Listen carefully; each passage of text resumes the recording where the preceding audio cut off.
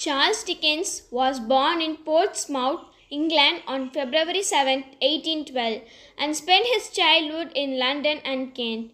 He started school when he was 9 years old, but had to stop soon afterwards because his father owed money was sent to prison. This meant that Dickens had to go to work to support him. His first job was in a shoe polisher factory, and he used his experience when he wrote his novels. In 1827, he started to work as a legal clerk. He learned shorthand, which he later used when he became a reporter. He married Catherine in 1836. The Pickwick Papers were published a year later, and Oliver Twist was published in 1838. Throughout his difficult life, Dickens was considered for the poor people in England, and his later life he gave a number of talks on social conditions in an effort to improve their lives. He died on June 9, 1870, and is buried in Westminster Abbey, London. Oliver Twist. Chapter 1. At the Workhouse. Many years ago in England, there were special places called workhouses, where poor people went to live when they had no money or work, no family or friends to help them, and when they had nowhere else to go. Life in the workhouse was hard for the poor people, and they went there only if they had no hope of a better life. One cold, dark night, a young woman arrived in the strange town. She was pregnant and was very tired, and she fell down in the street. No one knew her, who she was, or where she came from, so the people who found her took her to the workhouse. An old woman called Sally put the girl to bed and then sat down by the fire to wait for the doctor. Suddenly the girl cried out and looked at Sally with eyes full of pain and fear. "Don't be afraid, dear," said the old woman. "I have 13 children, and I have often helped the doctor when a child was born in the workhouse. Your child will be born soon, but don't worry, the doctor's on the way." Something was troubling the young woman. She tried to take off the gold chain she was wearing around her neck. Sally helped her, and then the girl put the chain, which had a locket with the name Agnes on it, into Sally's hand. "Take these things. Please keep them safe for my child. I am very sick. I don't think I will live to see the baby." "Don't talk like that," said Sally. "Close your eyes now and try to rest. You will need all your strength for the birth."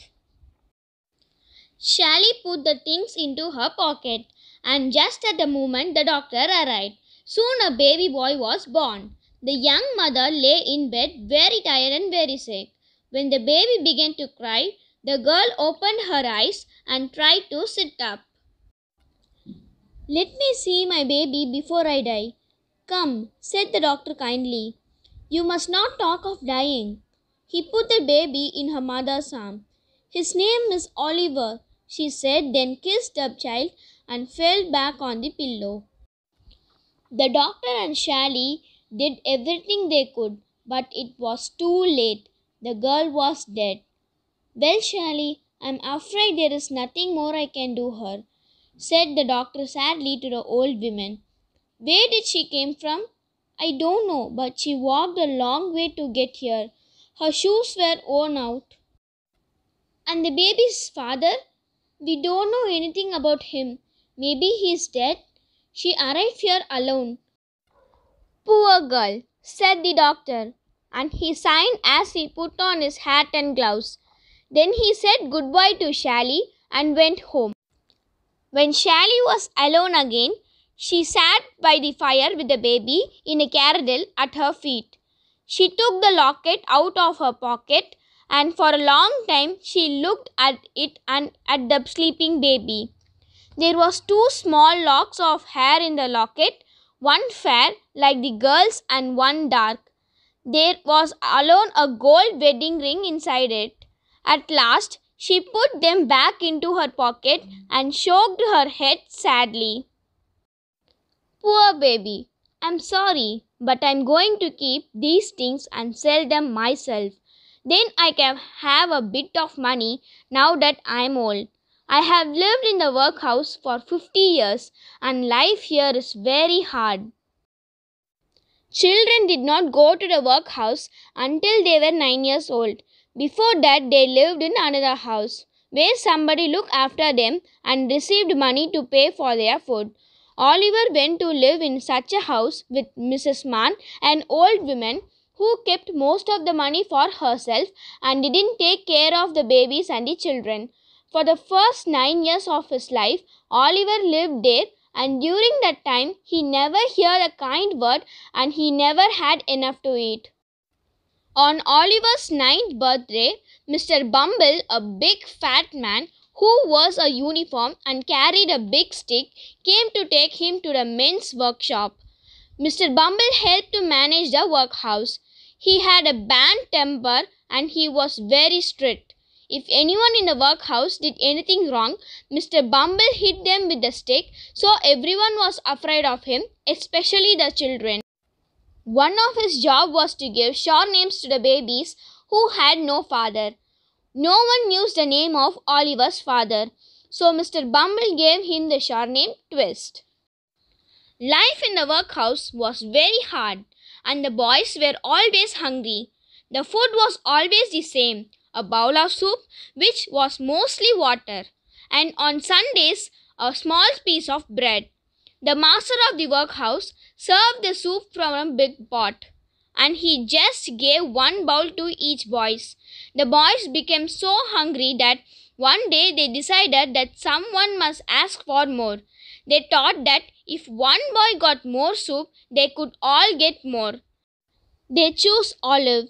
The master served the soup as usual, and the boys ate it quickly. They licked their fingers and then looked at Olive and the big pot of soup. Go on then, go on, they whispered and pushed Olive with his elbow.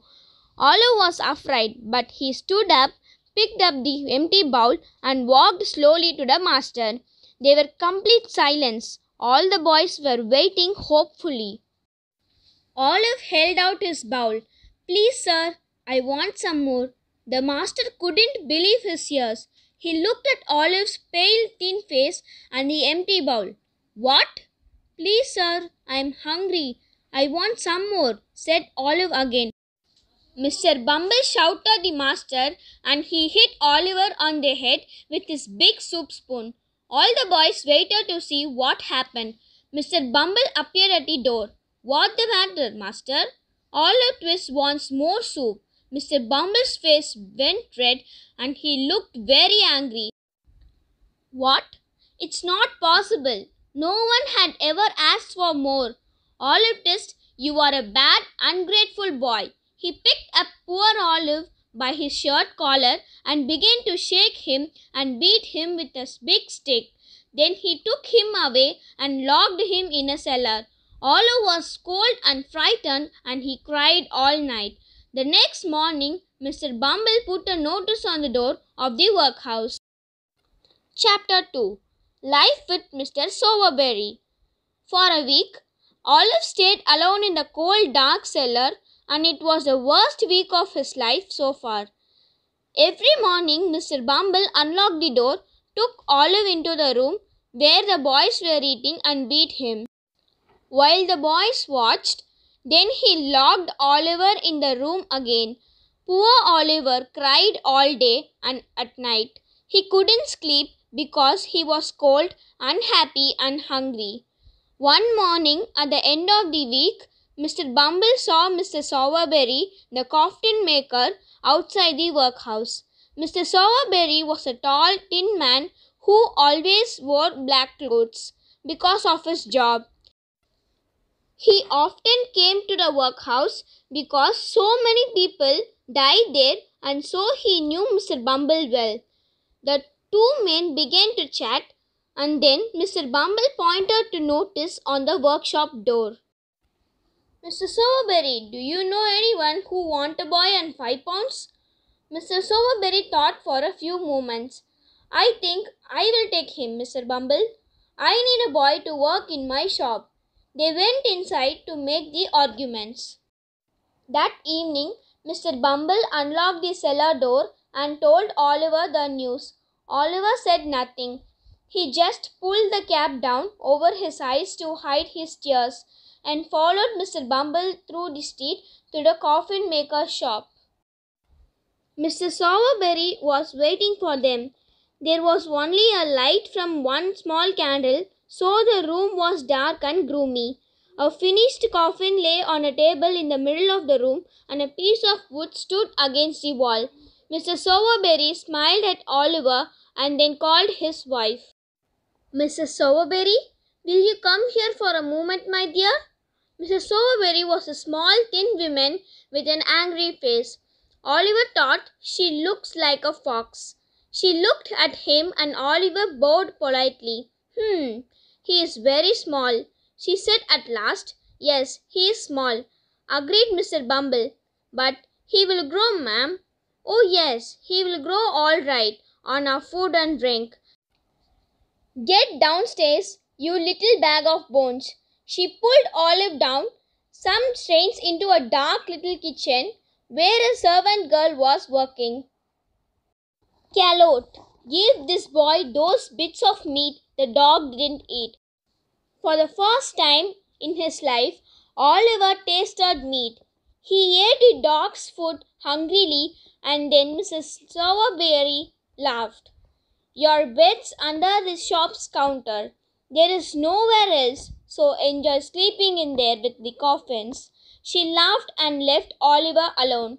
He was very frightened and hardly slept all night. Early morning, Olive heard someone kicking the door and shouting, "Open the door!" Olive opened the door and a big boy walked into the shop. "I am Mr. Noah Claypole, and you must do what I tell you," said the boy.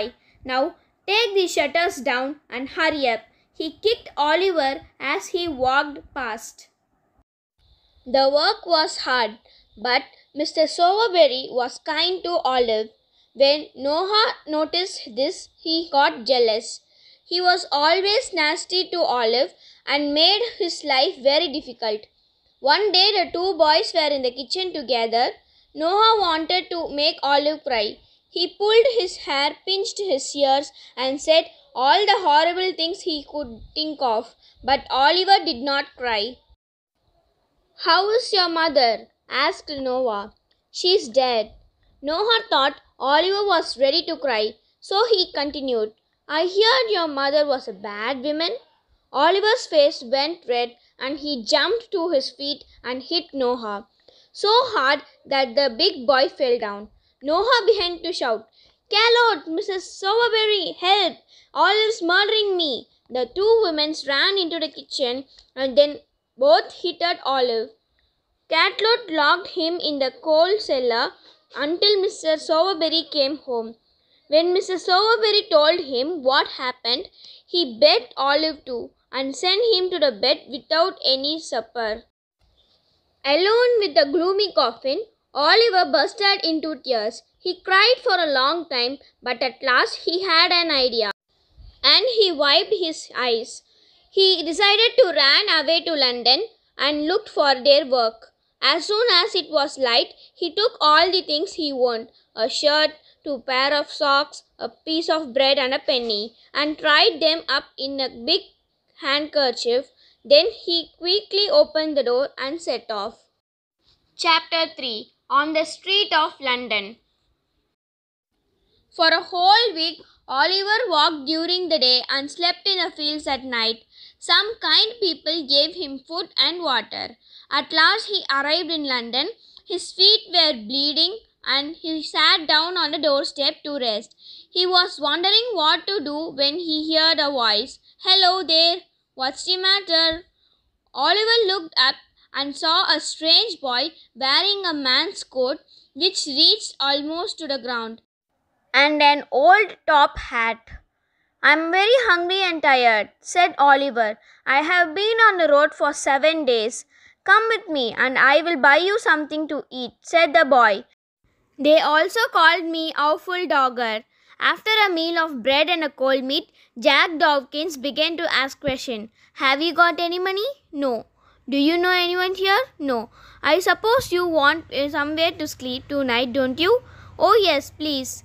I know an old man who can help you. Come with me. Oliver could not believe his luck and followed his new friend gratefully. It was late when the two boys stopped outside the door of an old house in one of the poorest areas of the city. Jack went in quickly and Oliver followed him up the stairs into a big room at the top of the house. The wall and the ceiling were black with smoke and dirt. An old man with long jersey red hair was cooking some meat in a pan over the fire, and a few young boys were sitting around the table.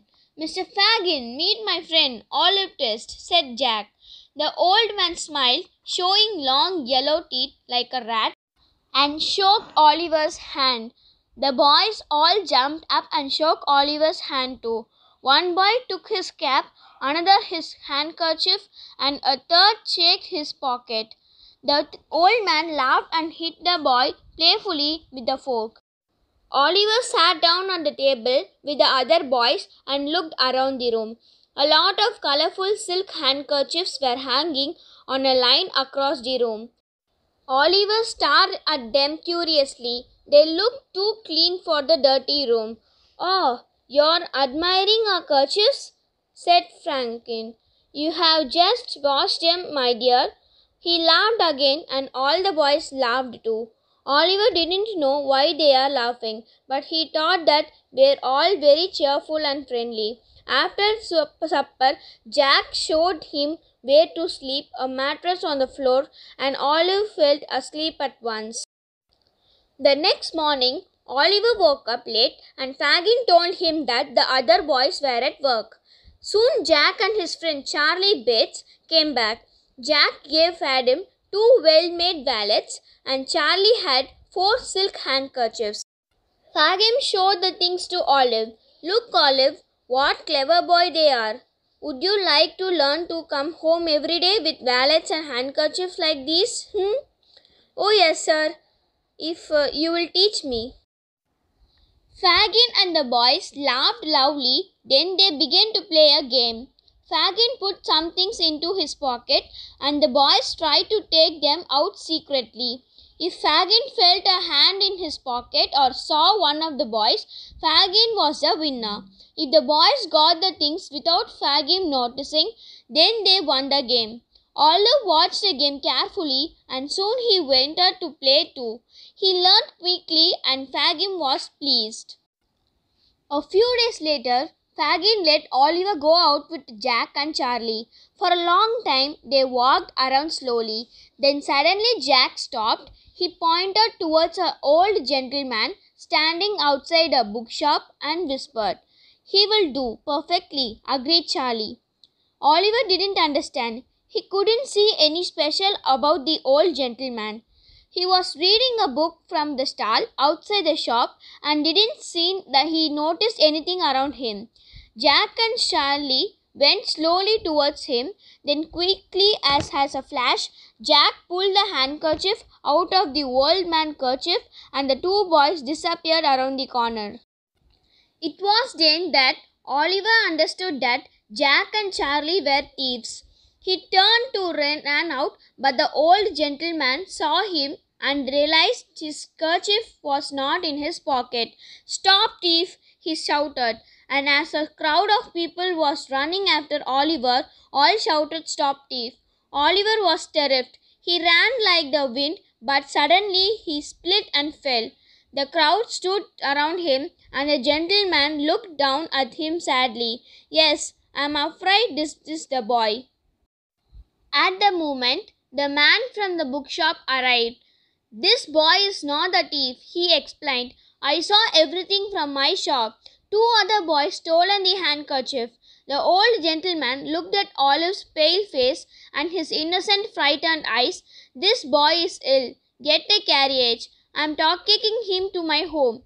Oliver closed his eyes and remembered nothing more. Chapter 4. Oliver meets Mr. Brownlow.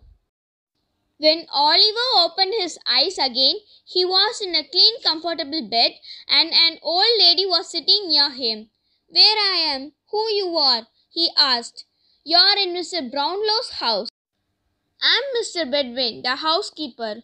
You have been very ill for many days. Lie quickly now, dear, or you will be ill again." She stroked her hair and gave him a cold drink. A few days later, Olive was very enough to get up. He sat downstairs in Mr. Bedwin's sitting room and looked at the picture of a young lady on the wall. "Do you like this picture, dear?" "Yes, the lady's face is so beautiful, but her eyes look sad. If the picture makes you sad, you must not look at it. I will move your chair so that you can't see it." She moved Oliver's chair to the opposite side of the room, before the picture. At that moment, Mr. Brownlow came in. "How are you, my dear?" he asked Olive. "Very well, sir. Thank you very much." Mr. Brownie smiled at the Olive, then suddenly his face changed. He opened her eyes wide and stared at the picture above Oliver's chair. "Mr. Bedwin, what's this? Look at the boy's face. Look at the picture." Oliver's face was exactly like the face in the picture. The next day, when he got up, Oliver looked for the picture, but it wasn't there. Mr. Bedwin noticed him looking at the wall. "I have taken the picture away because it made you sad. When you are all right, I will put it back." Oliver was happy at Mrs. Brownlow's house. The kind old man brought new clothes for him, and Mrs. Bedwin gave him good food. One evening, Mr. Brownlow wanted to see him, so Oliver washed his face. Mr. Bedwin combed her hair, and then he knocked the door of Mr. Brownlow's study. This was a pleasant room full of books. Mr. Brownlow was sitting at the table by the window reading. "Come in and sit down, Oliver. I want to talk serious to you."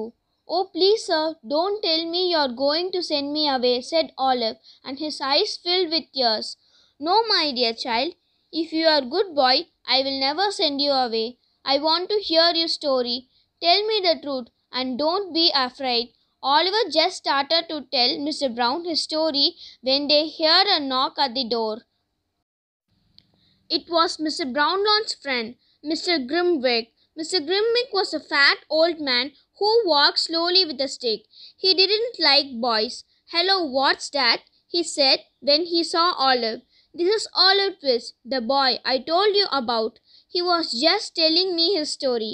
Mr. Grimwig put his head on one side and looked at Oliver out of the corner of his eyes.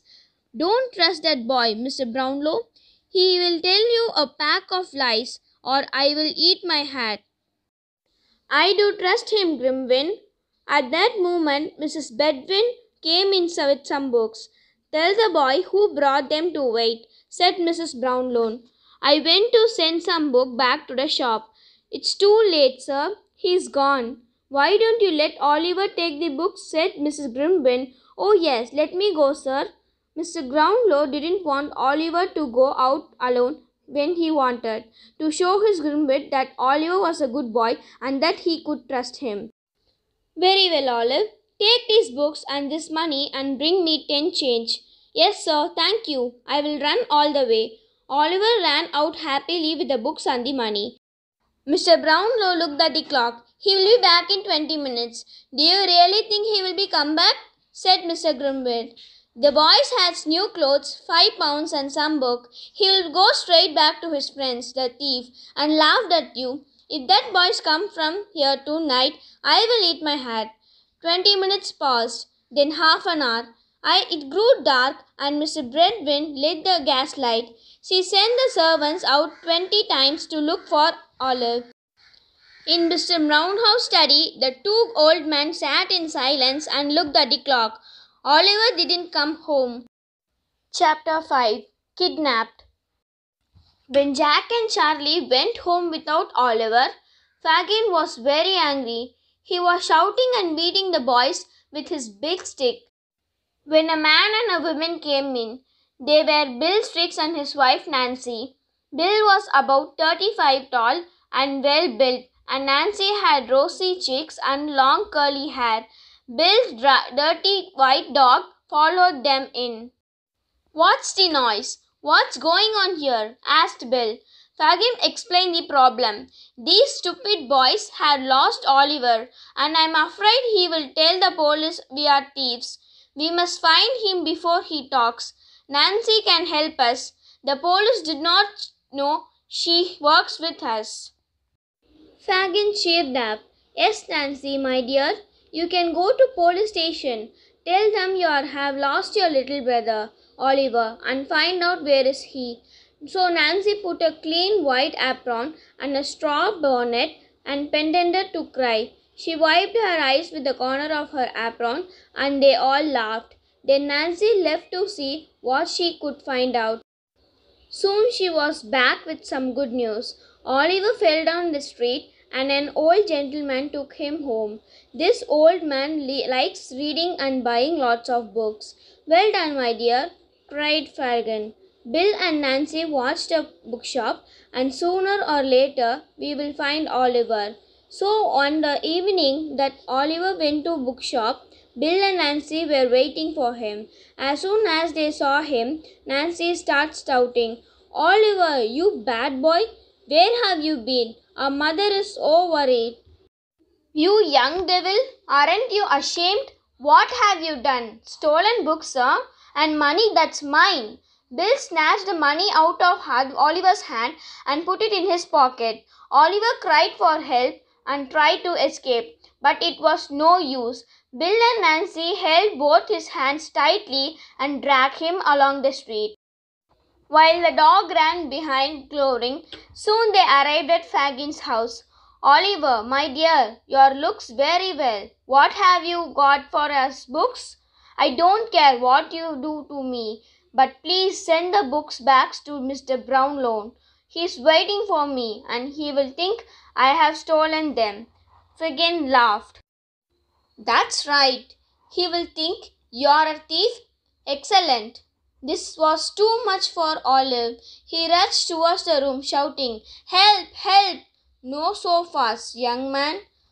Fagin grabbed Oliver and picked up his stick. He was very angry. "So you want to run away again? You want to go to the police, huh? I will teach you not to do that."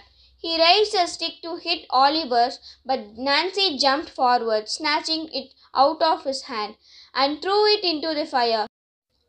She was angry too. "You have got the boy back, Fagin, but I won't let you hurt him." For the next few days, Fagin told Oliver terrible stories about the things happened that boys would try to run away or go to the police for help. Oliver was scared. One night, Fagin went to visit Bill Straits. The two men sat down and began to talk about a house they watched to rob. "We can't get into the house, Fagin. There's only one window without bars, and it's too small for a man to get through." Could a boy get in?" "Yes. If he was a very small boy, he can get inside." "Well, Oliver's very small and thin, Bill. He can help us." The following evening, Fagin got ready to go out. "Oliver, Nancy will take you to Bill's house tonight." To stay there?" "No, my dear, you won't want to lose you." The old man laughed, and then suddenly his face became serious. "Oliver, Bill Strake is a dangerous man, so don't do anything to make him angry. He's not afraid of blood. Now here is a candle and a book to read while you are waiting for Nancy." When Oliver was alone, he began to read a book full of horrible stories about thieves, murders, and other cases. By the time Nancy came to get in, he was terrified. Nancy looked worried and her face was pale. She sat down near the fire, and for a few minutes she did not move or speak. Then suddenly she turned to Oliver and whispered quickly, "Listen to me, Oliver. Do what Bill tells you. Don't shout or cry or try to escape. If you do, he will kill both of us." She took her hand, and soon they arrived at Bill's house. Bill was sitting down, and a pistol was on the table in front of him. "Come here," he said to Oliver, and pointed to the pistol. "Do you know what this is?" "Yes." "Now this is bullet, and this is gunpowder." Bill loaded the pistol carefully as he spoke. "It's loaded now, see?" He held the pistol to Oliver's head. "Well, if you speak one word while we are out, this bullet is for you. Understand?" Yes, sir." Bill pushed the boy away, laughed at his pale face. "Good. Now let's have some supper and go to bed. You have got to get up earlier tomorrow." Chapter 6. The Robbery. The next day was wet and cold. Oliver and Bill Strix got up earlier and travelled all day. It was late in the evening when they arrived at a lonely, ruined cottage in the country, where Bill's friend Toby Crackit was waiting for them. He had long red hair and thin legs, and wore a lot of big ring on his dirty hands. They waited in the cottage until midnight. Then the two men went out and took Oliver with them. He tried to run away, but they held his hand tightly. "Be quiet. Remember the pistol, my boy," said Bill. It was cold and frosty, so they were walking through the streets of a small village. Finally, they stopped outside a house with a big wall around it.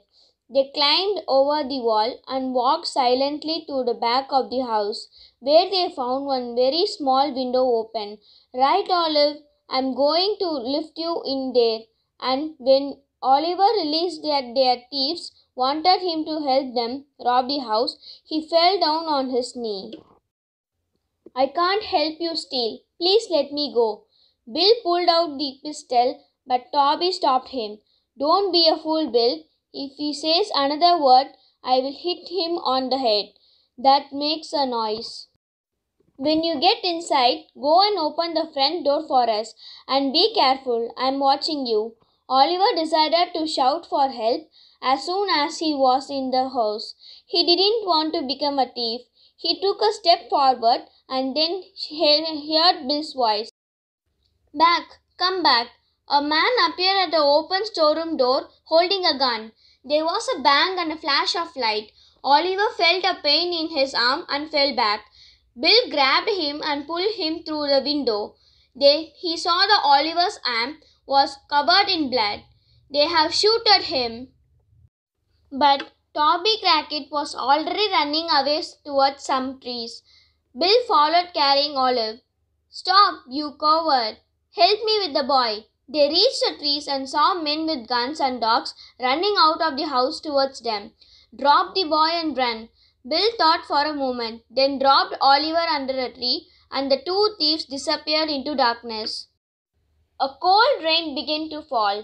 All night Oliver lay under the tree without moving, and his clothes turned red with blood. The bitter cold woke him up earlier in the morning. He opened his eyes with a cry of pain. His arms hurt badly. He tried to sit up. In the distance he could see a big house, and he decided to ask for help.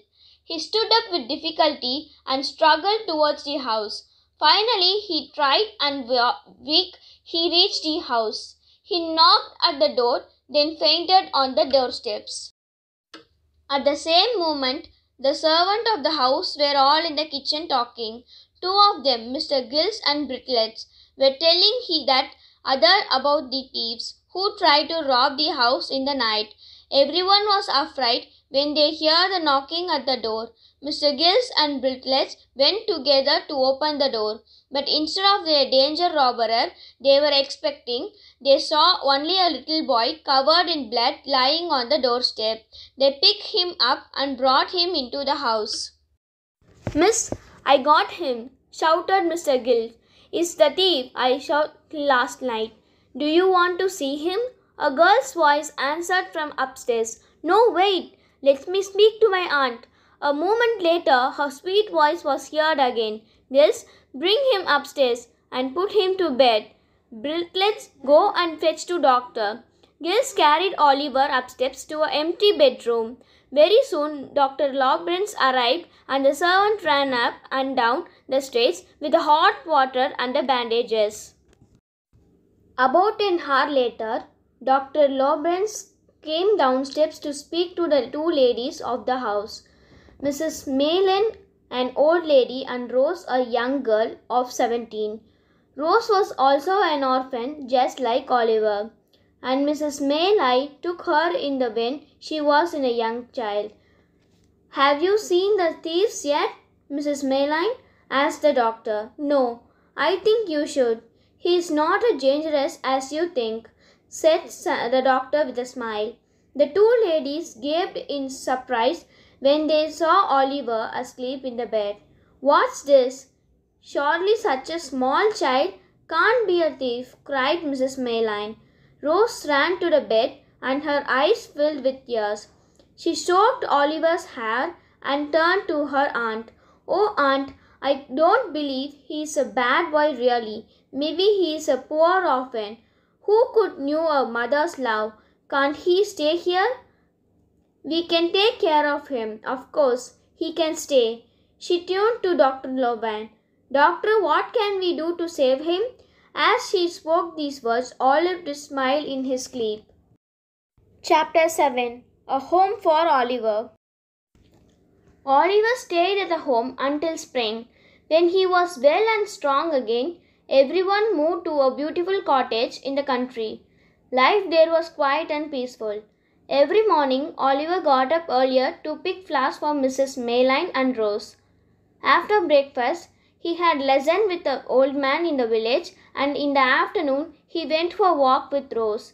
In the evening he did his homework and listened while Rose read aloud from her books or played the piano and sang. 3 months passed in the way, and life was perfect for Olive again. One beautiful hot summer afternoon, Oliver and Rose went for a long walk. When they came back much later than usual, Rose sat down at the piano and began to play a sad tune. Suddenly she stopped playing and looked very pale. Mrs. Roslyn got up quickly and pulled her arm around Rose. "My dear girl, what's the matter? I don't want to worry you, aunt, but I'm afraid I'm ill. You must go to bed now, and I will not better in the morning. I will send Dr. Lauren. I'm sure I will be well again in the morning, aunt. Good night." "Good night, Oliver." But in the morning, Rose was worried. Mrs. Mayline called Oliver and gave him 2 letters, one for Dr. Loven and one for her son Harry, who loves Rose. "Oliver, take these letters to the village inn and ask them to send it at once. I will run there and back at fast as I can, Mrs. Mayline." Oliver ran all the way to the village inn and asked the innkeeper to send the letters straight away. As he was running out of the innyard, he bumped into a tall man wearing a black coat. "Oh, I'm sorry, sir. I didn't see you. I hope I didn't hurt you." The man stared at Oliver. He seems to recognize the boy. "You young devil, what are you doing here?" He shook his fist and took a step forward. Oliver then suddenly fell into the ground in a fit and started shaking. Oliver called for help for his mysterious stranger, then ran home as fast as he could. He was puzzled and frightened by the man's strange behavior, but as soon as he was back with the Maylines, he forgot all about it, because Rose was much worse. The next day, Dr. Lorraine and Harry Mayline arrived. When the doctor was with their Rose, Harry spoke to his mother. "Mother, you know I love Rose and I want to marry her. When she is well, may I ask her to marry me?" "Yes, of course. You know I love you both, and if you get married, I will be very happy. Ask her when she is well again." Just then Dr. Lorraine came in. Mrs. Mayline and Harry looked at him anxiously and waited him to speak. "The danger is past. She will get well." Rose grew stronger every day, and a cheerful atmosphere returned to the cottage. Oliver went to his lesson every day and studied hard. Then he walked in the countryside with Harry and showed him where to find the most beautiful flowers for Rose. The days passed quickly. One evening, Oliver was doing his homework. It was a hot day and he was sleepy. He finished the last exercise, closed his book and looked out of the garden. Then Outside the window, looking at him, were two men, Fred and the mysterious stranger. "Help!" shouted Oliver. He jumped back from the window, and the men ran away. By the time Harry and Dr. Laurent came out, there was no sign of them. The servants searched the fields around the house, but they found no one. The next day, Harry went to the village to ask about the strangers, but nobody knew anything. "Oliver, my boy, maybe you were just tried and imagined those strangers," said Dr. Laurent at last. The incident was soon forgotten. A few days later, Rose was well enough to get up. It was a warm day and everyone was in the garden. Mrs. Mayline was shaving and Harry and Rose were sitting under a tree reading a book together. Suddenly, Harry put down the book. "Rose, I want to speak to you. I think you know I love you. Will you marry me?" "I have already spoken to my mother and she agreed to our marriage, if that's what you want to." "Harry, I can't marry you. You know I'm a poor orphan when your mother took me in. You want to become a great politician, but I'm afraid of that. If you marry me, your career will be suffered." "But Rose, you are more important to me than my career. You say that now, but if you marry me, maybe one day you can regret it." Harry was upset and decided to leave the next day with Dr. Laurent. A few days later, Mrs. Mayline and Rose decided to take Oliver to a holiday.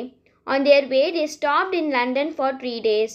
Oliver hoped that he would not meet anyone from Figrin's gang while he was in there. Chapter 8. The Plot Against Oliver. Back in the town where Oliver was born, Mr. Bumble was now master of the workhouse. Around the time of Rose's illness, he got married to a mistress of the workhouse, but it was not a happy marriage. He soon discovered that his wife had a strong character and she refused to obey him. One day there was a big argument and Mr. Bumble went out for a walk to calm down. While he was out, it began to rain, so he went to an inn. It was empty except for a tall woman in the black coat. The man looked at Mr. Bumble for a while and then he shook. "You are Mr. Bumble, an officer at the workhouse, aren't you?" "I am master of workhouse now." "You can help me then," said the stranger, and he pushed a gold coin across the table to Mr. Bumble. "Around 20 years ago, a boy called Oliver was born there." "Oh yes, Oliver Twist. I remember him." "Was anybody with Oliver's mother when he was born?" "Yes, old Sally. She died last winter, but my wife was with her when she died." And Mr. Bumble picked up the gold coin and looked at the stranger. The stranger pushed another gold coin across the table. Mr. Bumble picked that up too. "Before Sally died, she told my wife a secret about Oliver and gave something to her. My name is Monks. Here's my address. I want to talk to your wife. Bring her to my house tomorrow tonight, 9 o'clock, with the things Sally gave her. I will pay for you." The following night, Mr. and Mrs. Bumble went to visit Monks at his house near the river. They gave him the locket and the ring, and he gave them 25 gold coins. As soon as they left, Monks opened the window and threw the things into the river. "There, now my secret is safe. No one can prove that Oliver is my half-brother." The day after Oliver arrived in London, Nancy went to Fagin's house. She wanted some money to buy food for Bill, who was sick in bed. Just before she left, Monks came in. Nancy said good night and went out. But as she was closing the door, she heard Oliver's name. She stood in the dark outside the door, held her breath, and listened.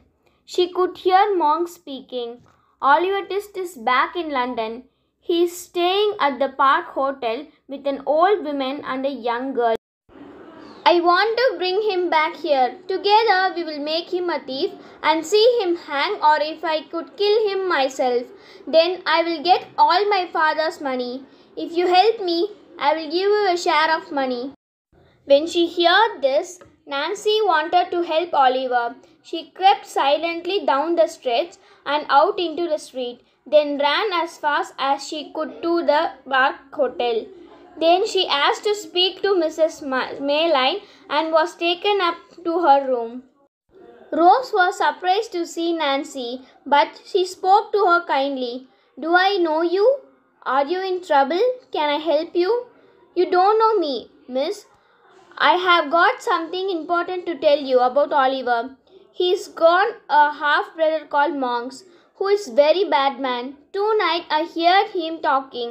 Monks knows Oliver's in London and he is planning to kidnap him to make him a thief, or even worse, to kill him if he can. Oh, poor Oliver, what I am going to do?" "Is there anyone you trust who can help you?" "I think so, but where can I find you again? If I need to talk to you, or if you have anything else to tell me." "I will walk on London Bridge every Sunday night between 11 to 12. If I am still alive, I have risk of my life tonight to come and tell you this, but I wanted to help Oliver. Now, I must go quickly before anyone finds you. I have been here." "Dear girl, why do you have to go back to the peoples? I can help you to stay a new life," cried Rose. "I must go back because I love my husband. Even though he is a bad man, I can't live. Thank you for coming to me. At least let me give me some money." "No, no penny, sweet lady. Now I can go. Good night." Rose stayed up all night thinking who could help her to save Oliver. Chapter 9. Nancy's Sacrifice. The next morning, Rose was sitting at her desk trying to decide whether to ask Harry Mayline or Dr. Laurent to help her. Her problem was solved when Olive ran into the room with a big smile on her face. "Rose, Mr. Brownlow in London. I have got his address. Can we go and see him?" Of course, Mr. Brownlow had helped Oliver before. "I am sure he will know what to do," thought Rose. She stood up and smiled at Oliver. "What wonderful news! I will go at once." Soon Rose and Oliver arrived at Mr. Brownlow's house. The old man was delighted to see Oliver again, and listened as Oliver told him why he didn't come back with the books. Mrs. Bedwin cried tears of joy, and even Mr. Grimble was pleased. Rose again to speak to the Mr. Brownlow in private. She told him about her conversation with Nancy, and the kind old man agreed to help her find Monk and make him share his father's money with Oliver. "Bill, let me go just for 1 hour." Nancy was angry now. She began to shout and scream and fought with Bill, trying to get the key, but it was no use. The fight went for an hour, and then they heard the clock striking midnight. When she heard the sound, Nancy suddenly calmed down. She sat down on the chair and tears rolled down his pale face. But for a few moments later, she began to laugh. The two men looked at each other in surprise. One Sunday night, Fagin was at Bill's house. At 11 o'clock, Nancy got ready to go out. "Where are you going?" "I don't feel very well, Bill. I want some fresh air." "Then put your head out of the window." "No, I want to go out for a walk. I have been in the house all day." Bill locked the door and put the key in his pocket. "Now sit down. You are not going anywhere, my girl." "What a strange girl she is." "Take no notice of her, Bill. She will be all right in few minutes." Fagin said good night and got up to leave. As he walked home, he thought about Nancy's strange behavior. "I think Nancy got a secret. Why did she want to go out tonight? Was she going to meet someone? I must find out where she goes and who she talks to. I will tell one of my boys to follow her." The following Sunday, Bill was not at home. At 11 o'clock, Nancy put on her hat and coat and went out. She looked up and down the street, and when she was sure it was empty, set off quickly towards London Bridge.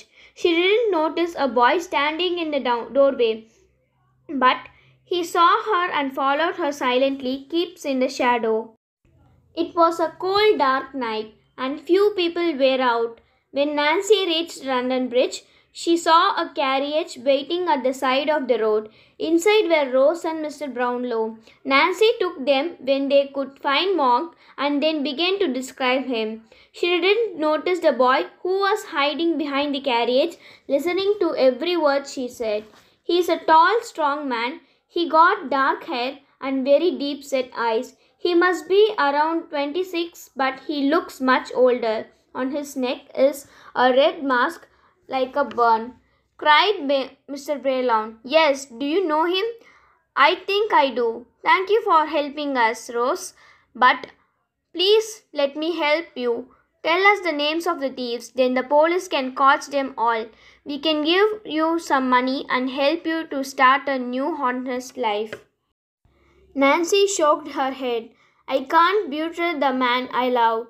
I have told you when I find Monks because I want to help Oliver, but I can't tell you anymore. I don't know why, but I feel afraid tonight, and I want to go home quickly before anyone sees me here. Later that night, Fagin sat in his cold room looking at the boy, who was asleep on the floor. Fagin's face was pale and his eyes were red. He was biting his black nails and waiting for Bill. At last he heard heavy footsteps on the stairs. Bill came in, sat down, and put a bag on the table. It was a difficult job, but we managed it at last. They noticed Fagin's expression. What's wrong? Nancy buttered us. If you don't believe me, ask the boy. He followed her tonight and what? Bill shook the sleeping boy and listened to his story. Nancy, I have killed her for this. Before Fagin could stop him, Bill ran out of the house, cursing and swearing. Nancy was asleep when Bill got home. Get up. Bill, what is it? Why are you looking at me like that? You know very well. Where are you going tonight? What did you do? He threw his across the room and picked up a heavy wooden stick. Nancy ran to him and held his arm. Don't hurt me, Bill. We can go away and start a new life. Bill pushed her away from him. Look at once in her eyes. This raised the stick and hit her on the head with all his strength. When the sun came up, Nancy was laid dead on the floor in the pool of blood. Bill lit a fire and burned the stick. They tried to clean the blood off the clothes. Finally, he went out, locking the door behind him, and walked quickly away from the house. Chapter 10. Justice is served. The next day, the news of Nancy's murder was in all the newspapers. Everyone in London was talking about it, and everyone wanted the murderer to be catched. Mr. Brownlow and Rose read the news too and felt very sad. Poor Nancy, said Rose with tears in her eyes. She died because she wanted to help Oliver. As soon as we found Monk, we must look for Nancy's murderer. They decided to send for Dr. Lorraine and Harry Mayline, the two men they knew they could trust to help him. The doctor and Harry arrived that afternoon, and late in the evening they brought Monk to Mr. Brownlow's house. They took him to Mr. Brownlow's study and left the two men together. Monk was angry. You were my father's oldest friend. Why have you brought me here like a criminal? It's because of my friendship of your father that I brought you here, Edwin Leaford. Yes, of course. I know your real name.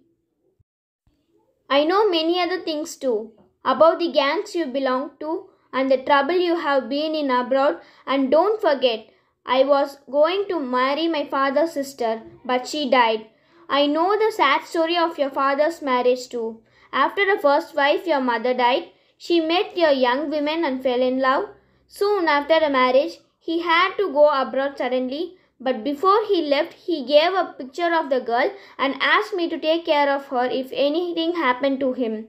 I still have the picture of the girl, and that's how I recognize Oliver. He looks exactly like his mother.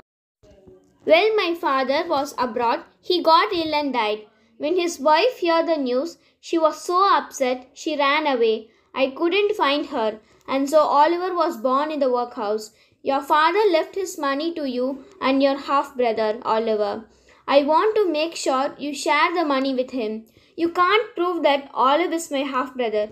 Oh, I can. I have spoken to Mr. Bumble, who is master of the workhouse, where Olive was born.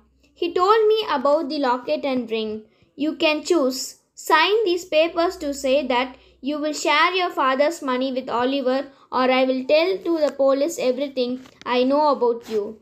I have got friends who can help me to hide from the police, or I can go abroad.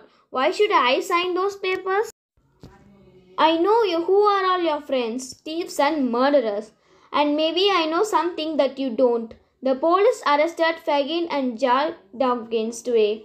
Soon they will catch all other murderers. Then who will help you? Monks turned pale. If I can call police now, you will get a fair trial. But we both know you will so go to prison. Monks walked angrily up and down the room. At last he spoke. Very well. If I sign the papers, will I be free to go? You have my words as a gentleman. Monk was angry, but signed the papers and threw the pen down on the table. Then, with a curse, he walked out into the dark street. Mr. Brownlow picked up the papers. Thanks to Nancy, Olive is safe, and now we must hunt down the murderers. When the police caught Fagin, Toba Crackit, and Charlie Bells were with him, but they escaped up by the chimney. Later that evening, they were hiding in an old house near the river in the one of the distant, poorest part of the city. As they were looking out of the window, they suddenly saw a white dog with blood on its fur and feet. Bill's dog. Bill must have somewhere near here. If he come here, I won't help him, shouted Charlie. I will call for the police. A few minutes later, someone knocked at the door. Toba opened it and Bill Strick ran in. He looked sick and tried and sat down in a chair with his dog on his feet. The police are after me with a crowd of people, but they didn't see me come here. Can I stay and hide here? They will gone. Monster, murderer, Charlie shouted. Outside in the street there was a big crowd of people and policemen. Charlie opened the window and shouted loud, Help! Police! The murderer is here! Bill pulled him away from the window and knocked him to the floor. At the moment there was a long knock-off door.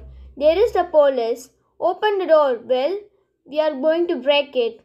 Bill looked out of the window. Toby, give me a rope and I will climb out onto the rope and drop down into the village at the back of the house. They won't catch me. He climbed out of the window and tried one end of the rope. He was trying the other one and round his chest when suddenly he gave a loud cry. Oh no, the eyes. I can see Nancy's eyes. He fell down the roof and the rope stripped him and tightly around his neck. Bill Shake was dead. The dog howled and tried to reach his master. Fagin, that big old man with blood on his hand, had a fair trial, with found guilty and hanged. Monks escaped to America, soon spent all the monies and returned to his life of crime. He eventually died in prison. Charlie Bell decided an honest life was best and found a great job on a farm. Rose married Harry Mayline and Mrs. Mayline went to live with them in a small house in the country. Mr. Brownlow adopted Oliver and bought a house near their friends, the Maylines. When he told the story of Oliver's parents, they all realized that Rose was in fact the sister of Oliver's mother, Agnes. So finally, Oliver found himself with family he did not know he had and lived the rest of the life in happiness.